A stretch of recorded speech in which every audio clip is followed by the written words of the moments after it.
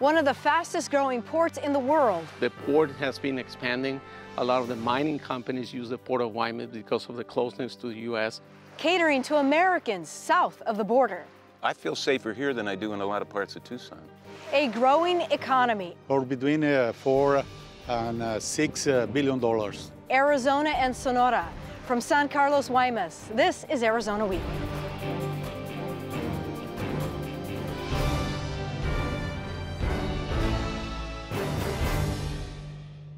Hello, and thanks for joining us for a special edition of Arizona Week. This is San Carlos, Guaymas, along the Sea of Cortez, an economic hub for the state of Sonora. Arizona's neighbor to the south offers everything from a workforce to a vacation spot. We begin our coverage, though, with a visit to the Port of Guaymas. Anchored in the Sea of Cortez, this is the Port of Guaymas. Called the Port of Ports, Spanish conquistadors named it so in 1535. These land masses make it a natural port of entry. Every month, about 19 vessels sail in. 6 docks. The depth here is about 47 feet, deep enough to bring in a ship that can hold up to 125,000 tons of cargo. This one is from Sinaloa. On board, Pemex fuel for northwestern Mexico. Edmundo, thank you for having us to this beautiful port. Thank you for coming. Tell me about it. How deep is it here? What sorts of cargo are we bringing in? Well, Guaymas is a multi-purpose port. The location, the geographic location of Guaymas is important. If you would describe the economic boost that comes through here, I mean, how much money are we talking comes through this port of entry? The total of cargo that we have in a year in Guaymas is about between $4 and $6 billion. A growing seaport in this region. Guaymas is the only port in Sonora that can work with this amount of cargo. Does this port give California competition? The city of Tucson is nearer to Guaymas than Los Angeles and Long Beach. The location puts Arizona and Mexico in position to give international business an option to bring cargo into North America or for the U.S. to ship it out. Edmundo, this is a perfect example of a common sight that you see here at this port. This ship is almost ready to go to Japan with copper concentrate. It's about 11,000 tons.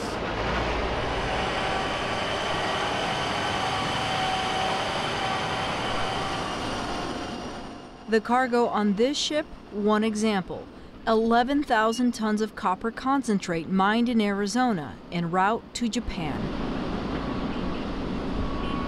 Minerals like this one make up 75% of the cargo exported. Hundreds of workers employed by the federal administration and others by contractors. From Guaymas to Japan, the copper concentrate will spend about 22 days at sea. Copper concentrate in its purest form on its way to smelters in Asia. From Arizona, it travels to Guaymas by truck and train. So it comes here and then it gets on rails to go north into the U.S.? Yeah, rail and truck. Union Pacific that takes a range with the Ferromex in the south of the border, and they works together to take the cargo from Arizona to Guaymas and the port. It's a railroad and trucking. Does this sort of thing excite you when you see this? I mean, this is proof of that mega region you talk about. Yeah. This is an example of the major region. Can be a unit of a business promotion. United States of America can goes to Guaymas or receive from Guaymas mineral cargo. The containers is an important area right now in the port. This concrete platform known as a quay, here industry is at its best. 72 silos store 68,000 tons of Sonoran wheat, making up about 15% of other cargo this port processes, the bulk of wheat bound for Australia. A Port of Guaymas like an option that we can work together to develop the works right here. We are listening businessmen of United States, mainly Arizona. We are talking about the develop business together. More than international trade, this port also serves Sonora. On this day, a tug drags piping for a generating station on the other side of the island, 10 feet in diameter. Eventually, it'll dip deep into the ocean. When it's up and running, the plant will supply electricity to all of Sonora. Years ago, the depth of this port was about 42 feet, then dredging to 47 feet. The goal, to hit 52 feet in 2018. A long term is a future of the Port of Guaymas, the containers cargo. The seaport of Guaymas quickly becoming an option for cargo in and out of North America. For many here in San Carlos, Guaymas, catering to Americans is a business, an economy this community relies on. Philippe, you're a Frenchman. How did you find your way to Guaymas? Traveling. I did traveling all my life, and one day I was in San Carlos, and I said one day I would come back to have a business. 2010, I did find the opportunity to get a business and came back, and perfect life. Yeah. And I should clarify, it's San Carlos, not Guaymas. Yeah, but we're part of Mexico, so Guaymas, I like Guaymas too. Something is special, and I like the place. What do you like about this as a businessman? I mean, this is a tourist attraction, but it also has a real community from Sonora. San Carlos is not so much tourist attraction. San Carlos is still a community to live. We're not living like Cancun or La Paz. We're still living together here. So I like that kind of life. I mean, sweet and people's coming back. And we have, a small life and very sweet and pretty life. What is the business climate like for you as a small business owner? We have two kind of customers. For winter, we have the North American people coming and spend 1, 2, 3 weeks. Sometimes they are resident here for 6 months, and they like to be here, but they're leaving in April when the hot weather is coming back, and after Easter week we start with the Mexican tourism. That's a little bit different because we're working 3-4 days a week because it's a weekend, and they're coming on the beach and they love that place. But it's two kind of customers, very different. But as a restaurant owner, I mean, you're one of the few restaurant owners in San Carlos who uses all local products. I'm not sure all my colleagues do the same, but that's my reason to do my job. It's I want to promote all the Mexican products. And the idea is buy locally Sonora and Mexico sometimes. We have to stay national. But I don't want to buy any import product. Many people ask me to have a French duck, Canadian bacon. And I said, no, let's see, we have enough product in Mexico, and let's see what they have. And we can use any recipe from the world. It can be from Asia, it can be from Italy. But can be French or Mexican, but the more important is to buy the good product, to respect the product, and we make the best we can. You've been here for 6 years now. How have you seen this community change? We're growing up, but it's good. I'd like to see San Carlos growing more than that because Mexico needs it, and I'm sure they will. And it's so safety, so quiet. I'm sure San Carlos will be better and better. And the community is going up, changing a little bit more Mexican now because you have middle class who start to have money in Mexico. So it's moving a little bit more Mexican, but I think San Carlos will be better and better soon. There seems to be a lot of conversation about uncertainties traveling between the U.S. and Mexico. Do you hear any of that? Do you process any of that as a French business owner in Mexico? the relation between American and Mexican are so strong, I'm not sure it would change anything. And because Mexico and northern Mexico exist for states, and many Americans like to come here, I'm not sure it would change anything. The relations are too strong. You're a Frenchman who came to Sonora for business. What is your message to the Arizonans who maybe haven't ventured this direction yet? I'm sure they should, and they have to try to come in San Carlos, or even in Sonora. Mexico is so beautiful and nothing to do with a security problem and everything. It's not at all like that. It's more that the people here are so quiet, and I don't know, but maybe you have 3,000 people for winter, and that happened nothing. Yeah. I mean, my door is always open in Mexico. Okay, thank you, Philippe. Thank you very much. For decades, Americans, even Canadians, have made this their home or their home away from home, creating an American environment in Mexico. 3 Americans on a desolate desert road in Mexico. One of them is wearing a U of A baseball cap. This isn't a joke or a riddle. It's a way of life. We're headed to the beach.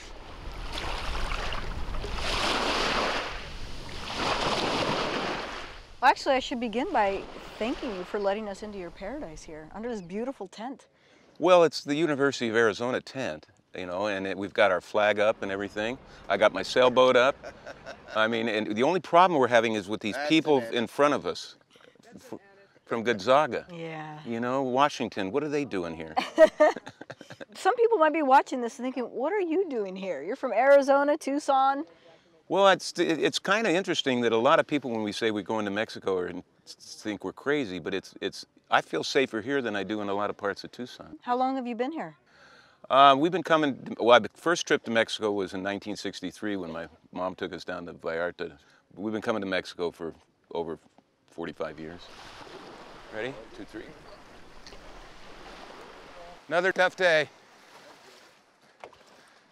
Mike Lead, his buddy Norm, and their families have had vacation homes in San Carlos, Sonora for the last 10 years.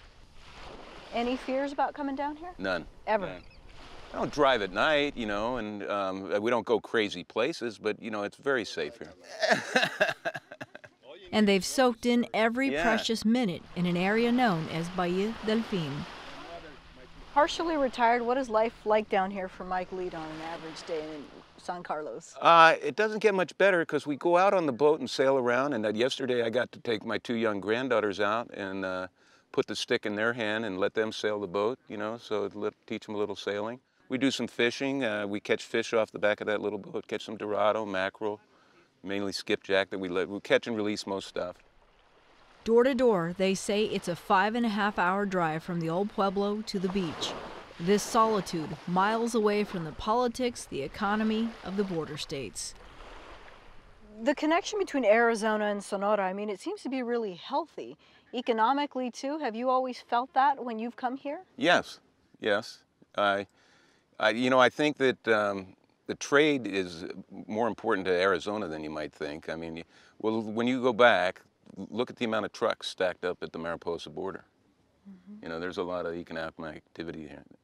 Tourism has been hurt, you know, I got to tell you, but it's coming back, I think. But it's, again, more other people from other parts of the country than Arizona that are getting the value proposition in Mexico. Yeah.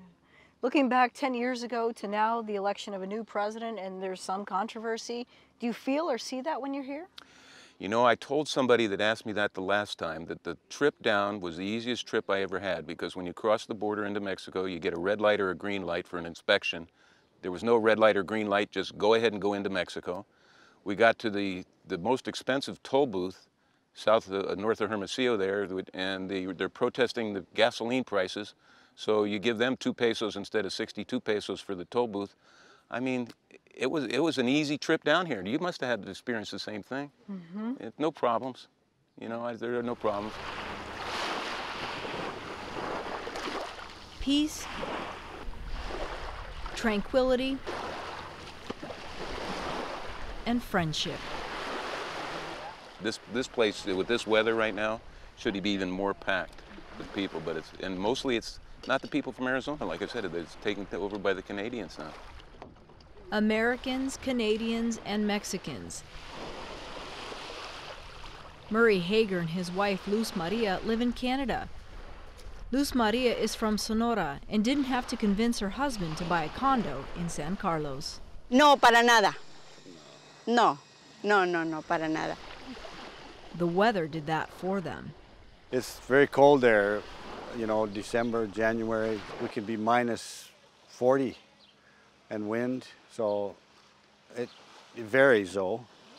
Sometimes the warm air will come in from the mountains and warm our country up, and so it goes to plus and then it'll drop back down. January through April, this is how they spend their days. And so do others. Dozens of license plates from all over the U.S. dot the condo parking lot. Well, it's very quiet and the weather is beautiful. Like, it's very consistent.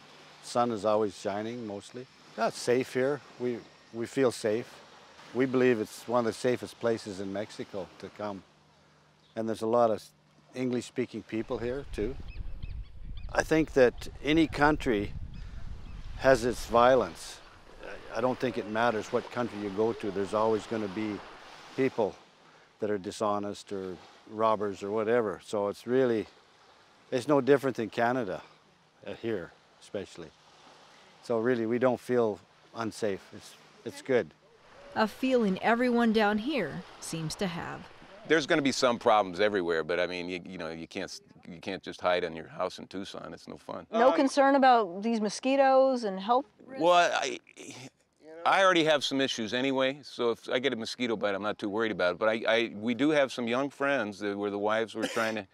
Norm's friend from England, no, we're not coming this year. She's trying to get pregnant. Making themselves at home on a beach in Mexico.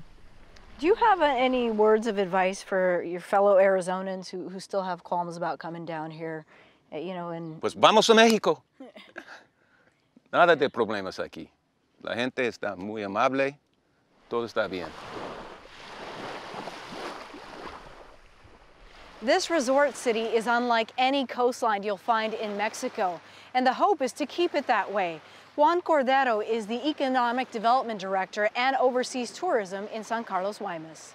Well, Juan, thank you for having us here. Oh, my pleasure. Tell us where we are. I mean, a lot of people sitting at home in Arizona don't recognize this visual. Well, right now we're in San Carlos. We're in the penthouse of Playa Blanca, one of the condo resorts that we have in San Carlos.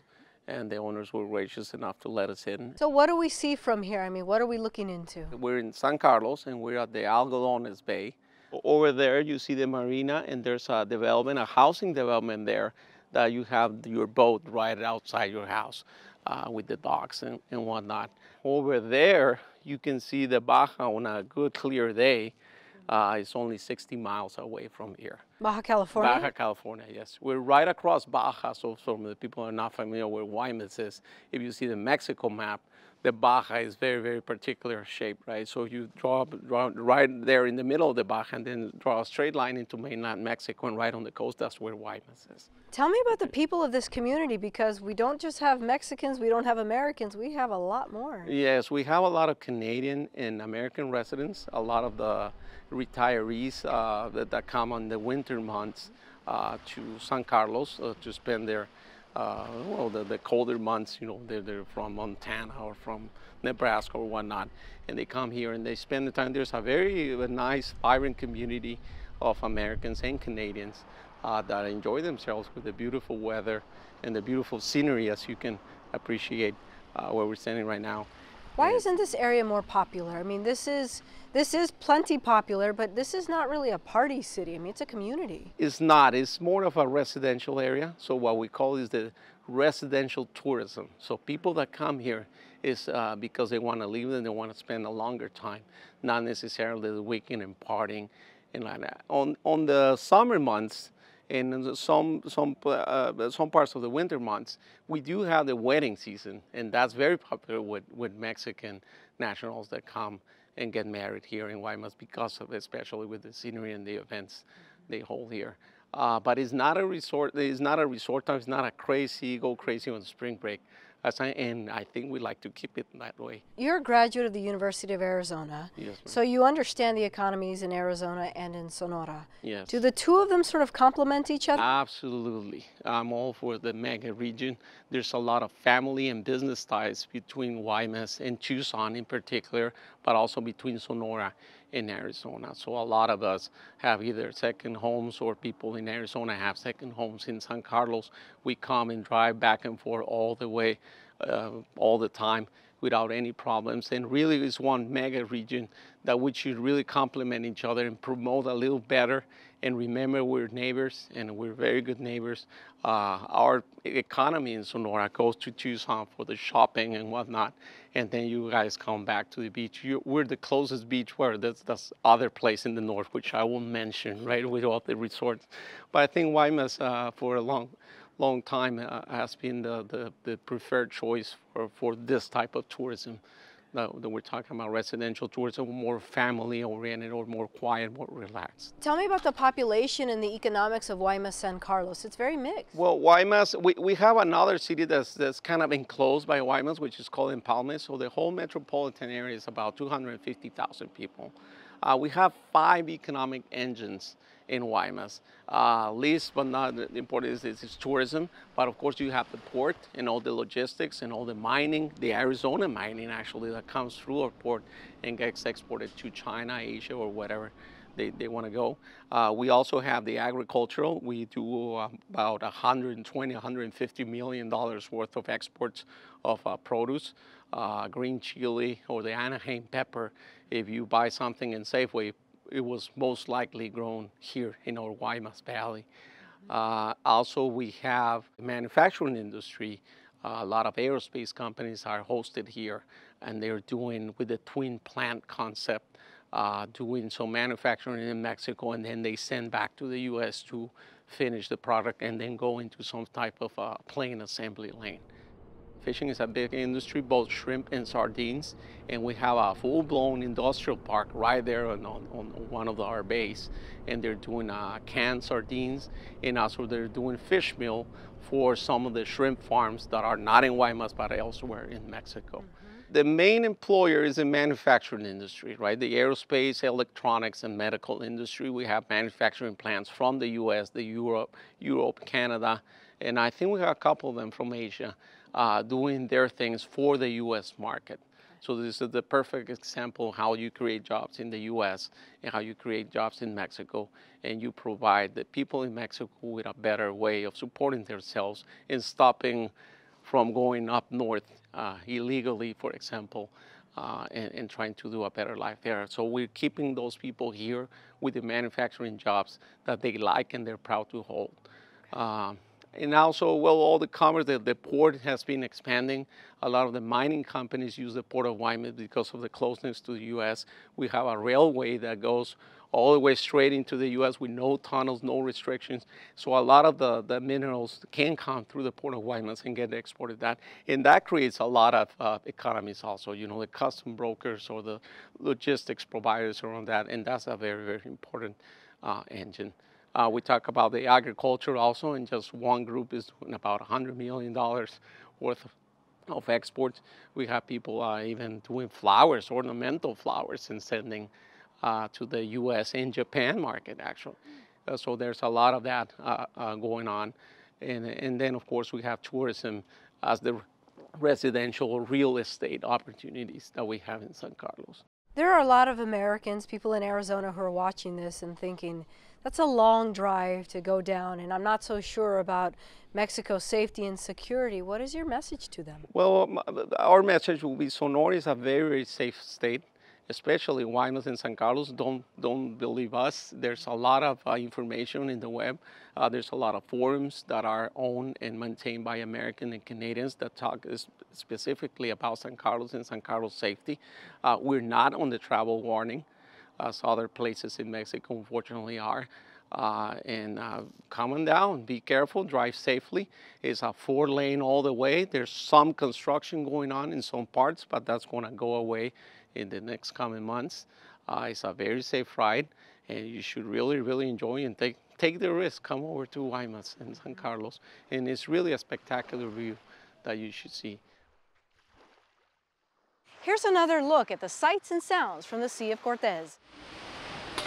It began at Leone Wiring Systems, a manufacturing plant in Hermosillo, one of the largest employers in Sonora. A lot of this is in combination with the efforts that we are making with our partners in the States, working together to make, a successful company.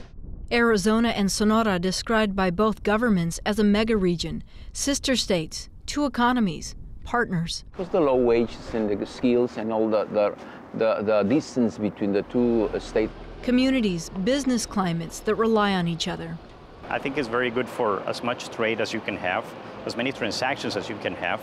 In every transaction, both parties win. 2 hours south of Hermosillo on Federal Highway 15, the port city of Guaymas. A $4 to $6 billion industry at this port alone. The port depth here currently 47.5 feet.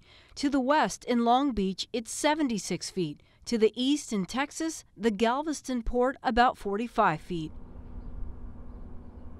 The deeper the port, the larger the ship and its capacity to transport more cargo. Neighboring states, the trade between Arizona and Sonora is valued at more than $10 billion. We continue to work to strengthen relations with Mexico, which is critical to our local economy. Our Mexican partners appreciate these friendly, respectful overtures, and like us, continue to be interested in working together on economic development. As anyone who's run a successful business knows, good partners don't alienate their suppliers or their customers. The largest exports? Produce, an estimated $2.8 billion. Automotives, in the last few years, exports to Mexico have nearly quadrupled. At Arizona ports of entry, an estimated 320,000 trucks cross every year. And the strategic location of the Arizona-Sonora border offers ample access to major global markets as well. The corridor that connects Mexico City with Arizona is effective, efficient, and a viable alternative for shipments from central Mexico to our west coast and Canada. Neighboring states, Arizona's population is about 6.7 million. The gross domestic product more than $300 billion, whereas Sonora is about 30 billion, and its population approximately 2.6 million. Known as the megaregion, a relationship that will continue to grow. That concludes our special coverage from Arizona's neighbor to the south. For all of us at Arizona Public Media, from the Sea of Cortez, I'm Lorraine Rivera. Thanks for joining us.